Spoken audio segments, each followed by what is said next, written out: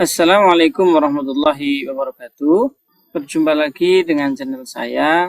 Pada video kali ini saya akan berbagi tips atau informasi atau inspirasi ya, bagaimana cara membuat susunan laporan survei atau bisa juga digunakan untuk laporan tracer study ya. Sekali lagi ini hanya sebuah inspirasi, boleh saja teman-teman berbeda, tetapi bila ingin menggunakan format seperti ini ya disilahkan gitu ya.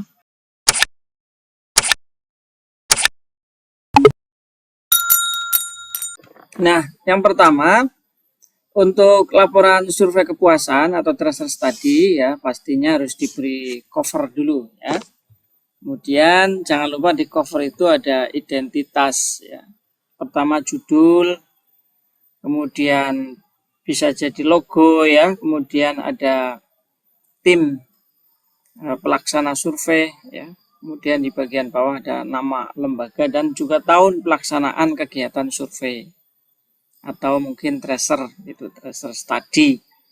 Nah, berikutnya teman-teman sekalian ada kata pengantar ya, dibuat kata pengantar dan jangan lupa di bawah itu ditandatangani oleh pimpinan lembaga. Dalam hal ini kalau surveinya di level universitas berarti rektor. Kemudian kalau di level UPPS atau level fakultas gitu ya itu dekan. Kalau di level unit kerja gitu misalnya di lembaga penelitian dan pengabdian masyarakat berarti pimpinannya atau kepala unitnya, atau kalau di level prodi berarti kaprodinya lah yang tanda tangan ya. Selanjutnya adalah daftar isi. Ini berisi bab-bab yang ada di dalam laporan survei kepuasan. Nah, kemudian setelah itu baru masuk ke bab 1. Nah, bab 1 ini isinya ada 3 subbab, yaitu latar belakang, dasar hukum, maksud dan tujuan survei gitu ya. Nah, kemudian masuk ke bab 2, metodologi survei. Isinya ada beberapa subbab.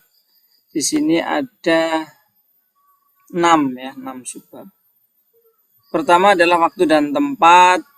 Nah, yang kedua adalah populasi dan sampel. Nah, terkait sampel untuk tracer study ini sudah diatur di Ban PT ya.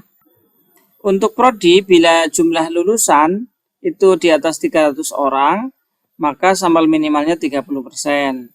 Bila jumlah lulusan kurang dari 300 orang, maka sampel minimal dipakai rumus 50% dikurangi NL dibagi 300 dikalikan 20%. Nah, NL ini adalah jumlah lulusan ya. Nah, kemudian untuk perguruan tinggi atau PT menggunakan aturan seperti ini.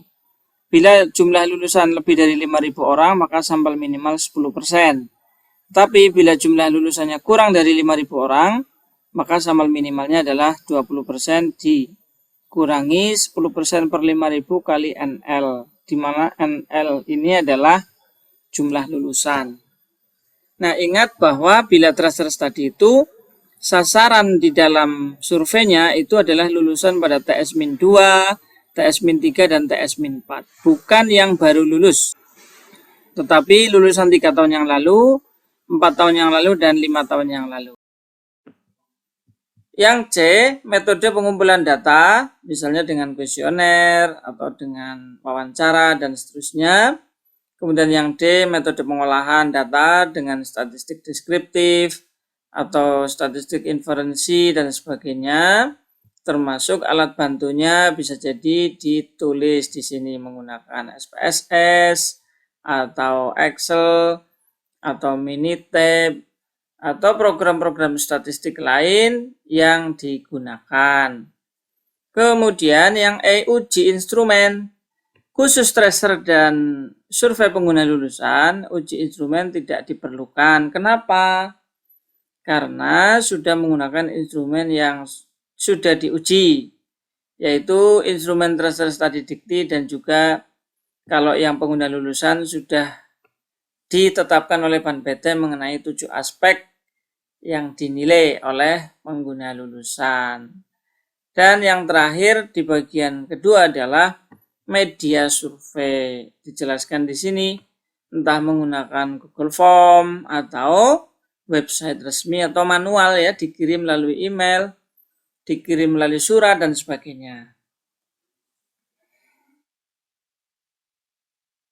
Selanjutnya, isi dari bab 3 adalah hasil dan analisis data. Apa saja isinya? Kita lihat. Yang pertama, deskripsi data, yaitu data demografi dari responden, misalnya gender, angkatan, prodi, dan seterusnya. Silakan ditambahin oleh teman-teman bila diperlukan sebagai bantuan tambahan data. Sebagai tambahan data yang barangkali bisa memberikan informasi lebih ya bagi pengembangan prodi maupun pengembangan perguruan tinggi. Next, yang kedua adalah hasil survei. Boleh dibuat per fakultas atau per prodi dan juga hasil analisis datanya seperti apa. Kesesuaiannya misalnya menganalisis data kesesuaian bidang kerja, persentasenya bagaimana dan seterusnya. Menganalisis level tempat kerja alumni yang di lokal berapa persen ya, yang di nasional berapa persen, atau yang bahkan bekerja di lembaga level multi atau internasional sekian persen dan sebagainya, itu silakan dituliskan di analisis data.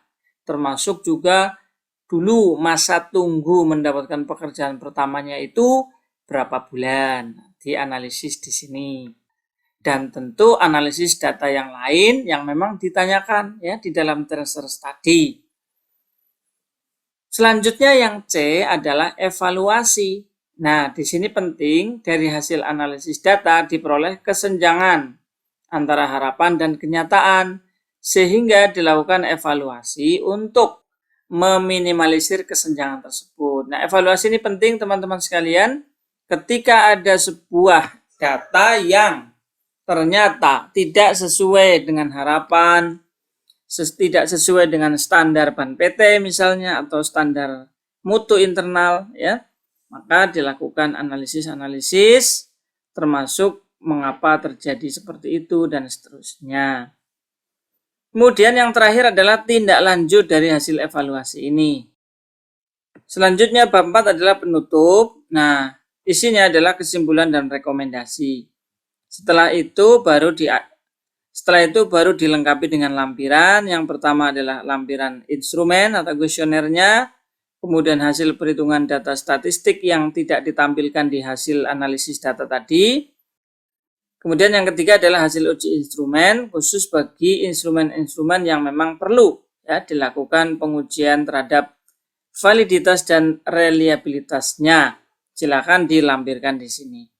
Nah, demikian dulu teman-teman sekalian, sekedar untuk inspirasi bagaimana cara ya membuat laporan survei atau laporan tracer study yang dilakukan baik di tingkat perguruan tinggi, di tingkat fakultas, unit kerja, bahkan mungkin sampai di tingkat program studi.